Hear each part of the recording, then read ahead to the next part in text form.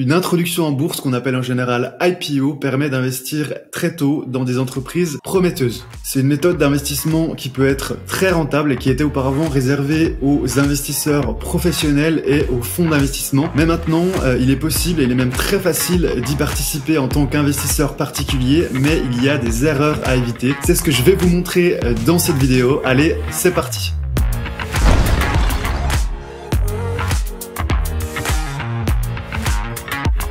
Une IPO ou Initial Public Offering ou introduction en bourse en français, ça correspond à la cotation des actions d'une société sur un marché boursier. En d'autres termes, ça se produit lorsqu'une société décide de commencer à vendre ses actions au public. L'entreprise, elle va décider alors du nombre d'actions qu'elle souhaite proposer à la vente et une banque d'investissement, elle va suggérer le prix initial des actions en fonction de l'offre et de la demande pour celle-ci. Pourquoi les entreprises en ont besoin? Alors les sociétés, elles veulent entrer en bourse pour diverses raisons en général.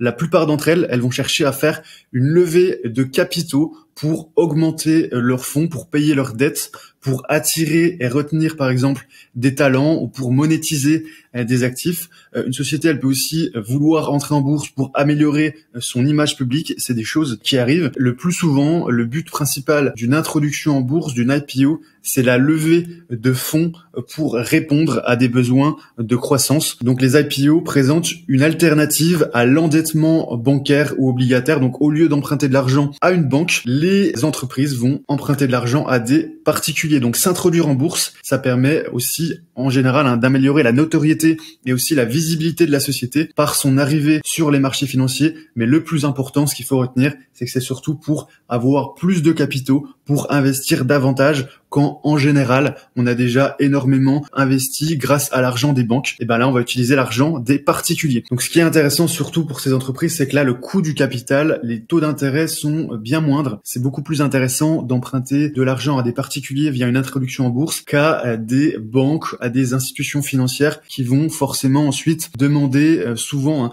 des taux d'intérêt assez importants. Là le coût du capital est beaucoup moins important pour une entreprise dans une introduction en bourse. Comment se passe une IPO? Une IPO, ça commence quand une société décide de vendre ses actions au public par le biais d'une bourse. Donc des actions, c'est des petites parties de cette entreprise. Tout d'abord, en général, il y a un audit qui va être réalisé en tenant compte donc de tous les aspects financiers de la société. Si tout est OK, la société doit ensuite préparer une déclaration d'enregistrement qu'elle soumet à la commission d'échange appropriée. En général, aux États-Unis, c'est la SEC. Et la bourse étudie ensuite donc cette candidature. Si la demande est approuvée, la société, elle cote un nombre définis d'actions qui ensuite vont être disponibles à la vente sur la bourse choisie. Le prix d'une IPO, c'est défini par les banques d'investissement. La société, elle choisit le nombre d'actions qu'elle souhaite vendre au public. Ensuite, la banque d'investissement nommée va réaliser une valorisation de la société. Et quand tout ça est fait, il y a un prix initial d'actions qui est publié et le public peut ensuite commencer à négocier ses actions lors de l'entrée en bourse. Une IPO réussie peut lever un montant qui est considérable de capitaux. Le fait d'être coté en bourse, ça peut aider à accroître l'exposition et l'image publique d'une société. Donc ses ventes et ses profits peuvent ensuite vraiment exploser à la hausse. Un exemple notamment d'IPO réussi avec cette société sur Euronext Paris en 2020, c'est celle de la société Nacon qui a réussi à lever 109 millions d'euros lors de son introduction en bourse. Elle a connu la meilleure performance avec plus de 44% entre sa date d'IPO et le 31 décembre 2020. Donc c'était la meilleure performance de Euronext Paris, 44% en 2020. Un autre exemple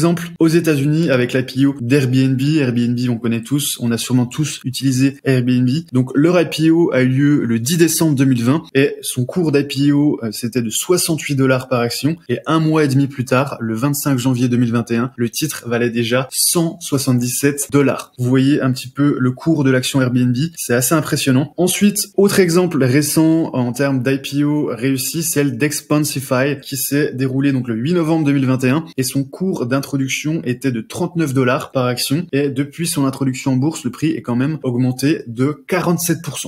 Donc voilà quelques exemples d'IPO. Ensuite, ce qu'il faut savoir en termes d'investisseurs, c'est que les investisseurs, ils obtiennent des actions, mais ils obtiennent surtout donc des parts de l'entreprise avec forcément un espoir d'une appréciation de la valeur des actions. L'objectif, c'est de gagner de l'argent. Les introductions en bourse, elles peuvent être risquées pour les investisseurs et les traders en raison de l'incertitude qui est liée à la création d'une nouvelle société et du manque aussi d'historique sur le prix des actions. Mais ce risque, il peut également être assorti de grandes récompenses, d'énormes rendements en raison de la volatilité et de la fourchette de prix des IPO lorsqu'elles commencent à être négociées. Le prix est très faible au début, donc le pourcentage de gain peut être très important. De nombreuses introductions en bourse, évidemment, sont intentionnellement sous-évaluées par les sociétés émettrices dans l'objectif de bénéficier de gros titres positifs qui vont accompagner les importantes transactions initiales. Donc, on a des entreprises qui vont volontairement mettre des prix émetteurs, des prix d'introduction très faibles pour ensuite avoir un cours de bourse qui va exploser à la hausse pour qu'il y ait une certaine hype, pour qu'il y ait une mode, qu'on parle d'eux et qu'ensuite ça intéresse d'autres investisseurs. Donc ça, c'est des choses qui se pratiquent régulièrement dans les introductions en bourse. Donc voilà pourquoi ça peut être très intéressant. Ce qu'il faut savoir, c'est que participer à une IPO, c'est assez compliqué.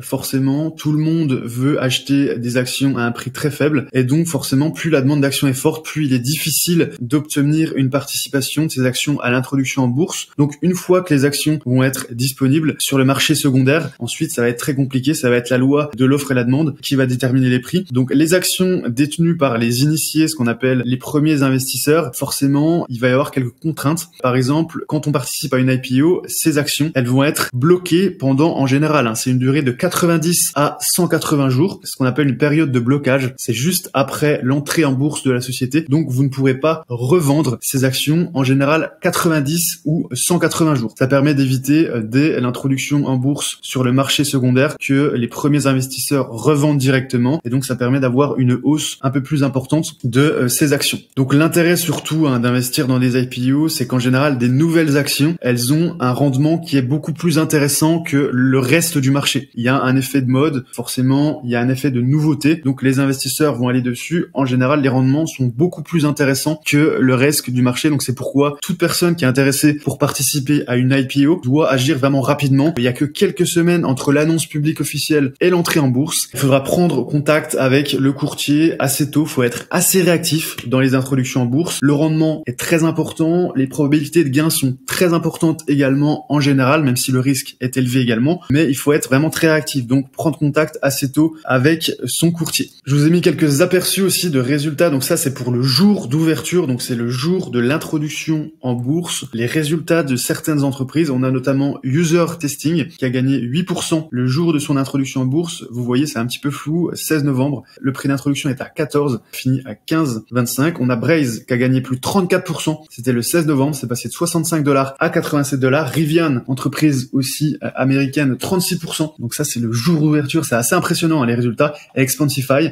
notamment, 47%. Maintenant, on va voir comment investir dans les IPO. Alors, c'est assez simple. Il y a très peu de courtiers qui sont spécialisés dans les IPO. Personnellement, j'utilise F24. C'est vraiment un courtier qui est très intéressant, qui fait partie du groupe Freedom Finance. D'ailleurs, je vous invite à aller voir un petit peu le cours d'action de Freedom Finance. C'est assez impressionnant. Ils sont spécialisés dans les IPO, mais aussi se sont introduits en bourse. Et vous allez voir qu'ils ont vraiment une action qui a explosé depuis leur introduction en bourse sur le Nasdaq. Donc, c'est un courtier qui fait partie de la filiale Freedom Finance. F24 que j'utilise personnellement. F24, donc ça a donné accès notamment à l'IPO de Rivian. Le montant minimum de l'offre, c'était 2000 €. Je pense que c'est assez correct. Forcément, c'est pas fait pour toutes les bourses non plus. Il y a des montants minimums, il y a aussi des montants maximums. Comme je vous l'ai dit, il y a des conditions, mais les rendements sont assez exceptionnels. Mais ce qui est bien avec F24, c'est que forcément, les billets d'entrée sont un peu plus faibles. Pas besoin de mettre 100 000 $ ou d'être millionnaire pour investir dans ce type d'entreprise. Donc voilà, courtier très intéressant. F24, vous pouvez commencer en général c'est quelques centaines d'euros des fois, notamment pour Rivian, 2000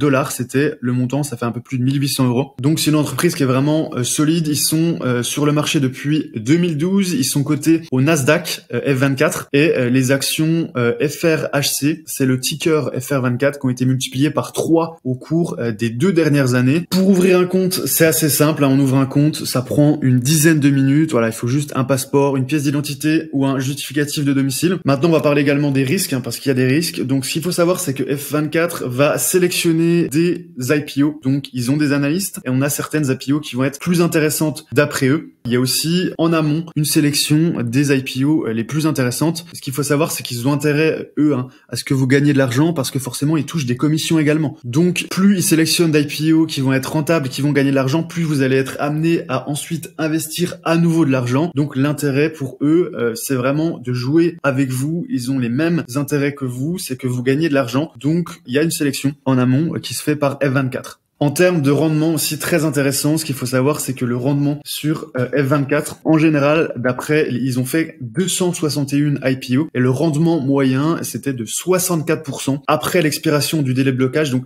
le délai de blocage, en moyenne, il était de 93 jours et sur ces 261 IPO, le rendement moyen, il était de 64%. Évidemment, on respecte la diversification. N'investissez que l'argent que vous pouvez perdre. Forcément, il y a des risques. Moi, personnellement, je ne suis pas conseiller financier. Ce ne sont pas des conseils en investissement. Moi, je vous partage mon expérience. Je vous partage aussi un courtier qui est vraiment solide sur les introductions en bourse américaines. La prochaine IPO très intéressante, c'est celle de NU Bank qui aura lieu en décembre. Personnellement, je vais y participer. Je vais mettre un petit billet dedans. Et dans la prochaine vidéo, je vais vous montrer comment y participer, comment créer un portefeuille, comment investir dans une IPO. Si ça vous intéresse, ce sera dans la prochaine vidéo. Donc on a aussi des IPO à venir, hein, très importantes, Klarna notamment, on a du Reddit, grosse introduction en bourse, je pense que vous connaissez, c'est un forum américain très connu. On a aussi l'IPO de Starlink, c'est la société d'Elon Musk qui envoie des satellites, on a HashiCorp, on a également NU Bank, on a beaucoup d'entreprises, je vous invite à faire vos recherches par vous-même, faites vos propres recherches, ne soyez pas dépendants de moi ce que je vous dis personnellement. Moi personnellement, je vais suivre NU Bank qui m'intéresse beaucoup, je vais suivre également Reddit parce que je connais cette entreprise et je vais aussi suivre Starlink parce que forcément c'est Elon Musk, on envoie des satellites, c'est vraiment le futur et c'est quelqu'un qui a vraiment beaucoup de succès. Donc voilà, je vais suivre ceci. Ensuite Klarna, HashiCorp et le reste, je ne connais beaucoup moins. Donc voilà, c'est à vous de faire vos propres recherches. Moi personnellement, comme je vous l'ai dit, Reddit, Starlink et NU Bank qui va avoir lieu la semaine prochaine, donc en décembre. Donc voilà, conclusion, IPO, ça peut être très rentable, mais c'est aussi risqué. Donc voilà, faites vos propres recherches. Ceci n'est pas un conseil en investissement. Investissez seulement l'argent que vous pouvez perdre. Théoriquement, vous pouvez vraiment gagner énormément d'argent. L'introduction en bourse, surtout en ce moment, marché haussier, on peut avoir des prix très intéressants sur des super entreprises. Donc voilà, je vous mets un lien dans la description, juste en dessous, si vous voulez créer un compte sur F24. Création de compte évidemment gratuite. Passez par le lien juste en dessous. Et ensuite, dans la prochaine vidéo, je vais vous parler un petit peu plus en détail de ces entreprises, notamment de NU Bank et des prochaines IPO que moi personnellement je vais suivre. Mettez-moi un commentaire, mettez-moi un like si vous avez aimé aussi cette petite vidéo. Je vais faire une série sur les IPO. C'est vraiment un domaine qui m'intéresse beaucoup maintenant que j'ai trouvé un courtier sérieux. Et ensuite, pour ceux qui sont intéressés par le trading sur les marchés américains, vous avez la formation Nasdaq Trading. C'est un cadeau. Normalement, elle vaut 99 €, mais je vous l'offre. Donc, vous avez un lien juste en dessous de cette vidéo et vous allez apprendre à gagner un complément de revenus grâce aux indices boursiers américains. Vraiment une super formation avec beaucoup de cas pratiques. Donc, lien juste en dessous. Et moi, je vous dis à bientôt pour une prochaine vidéo.